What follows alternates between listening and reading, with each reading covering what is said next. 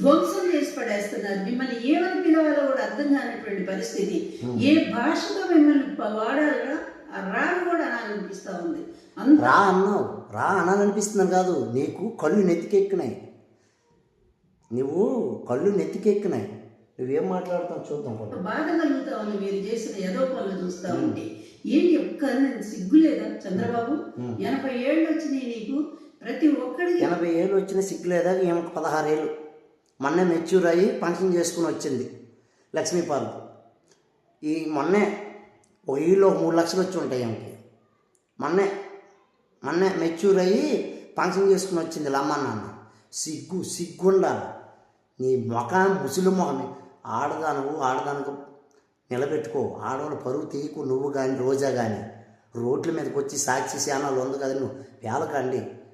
నువ్వు ఆడదానికి కొద్ది గౌరవంగా మాట్లాడు, నోరు అదుపులో పెట్టుకొని మాట్లాడితే కొద్ది గౌరవం ఉంటుంది, నీకు గౌరవం ఉంటుంది, యువతలకు గౌరవం ఉంటుంది.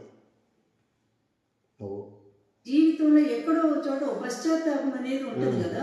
ఎక్కడో చోట నేను ఈ తప్పు చేశాను, నేను ఇప్పుడే తప్పు చేసావు. నాయకుడు ఎన్టీ రామారావుని చంపింది నువ్వే. చంద్రబాబు నాయుడు ఎన్ని పోటీ పొడిచింది కాదు, నువ్వు పక్కలో చేరి. మగోడు దేనికో దానికి ఆశపడతాడు, అలా నువ్వు నీ కోసం ఆశపడ్డాడు, నమ్మినా గొంతు కోసినావు. నువ్వు పశ్చాత్తాపం పడాల్సింది నువ్వే. సరే, పశ్చాత్తాపడి ఆ దేవుడికి నేను క్షమాపణ చెప్పుకోకపోతే నాకు నీ జీవితం ఏమి ఉండదు అని చెప్పాను. ప్రతి ఒక్కడే కలుగుతుంది ఎక్కడో చోట. కానీ నీకు 80 ఏళ్ళు వచ్చింది, ఇప్పటికేమో అసలు మైండ్ లేకుండా పోతున్నావు. నువ్వు ఏం మాట్లాడు? 80 ఏళ్ళు వచ్చినాయి, 80 ఏళ్ళు అసలు నీకు ఎంత? నీ జగన్మోహన్ రెడ్డి ఎంత? 80 ఏళ్ళు వచ్చి ఏమైంది?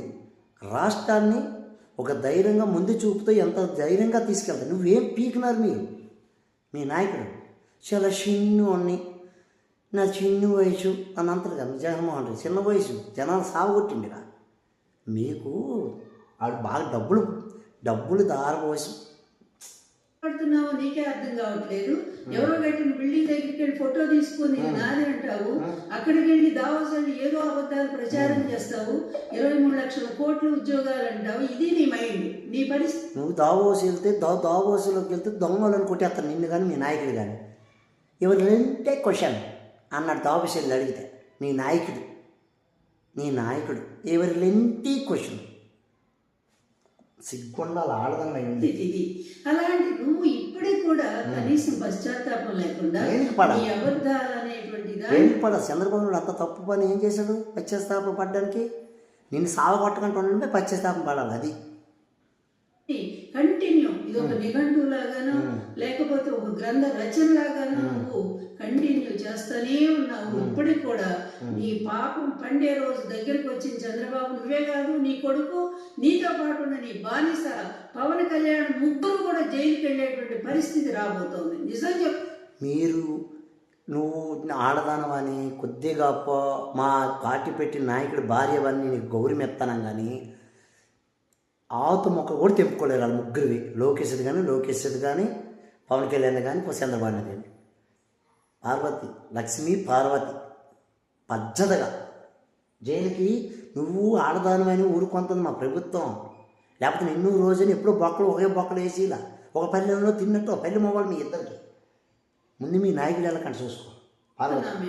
ఎందుకంటే ఈ రోజు సిబిఐ ఇచ్చినటువంటి రిపోర్టు సుప్రీంకోర్టు ఆ రోజు మొట్టికాయలు వేసింది, ప్రశ్నలు వేసింది.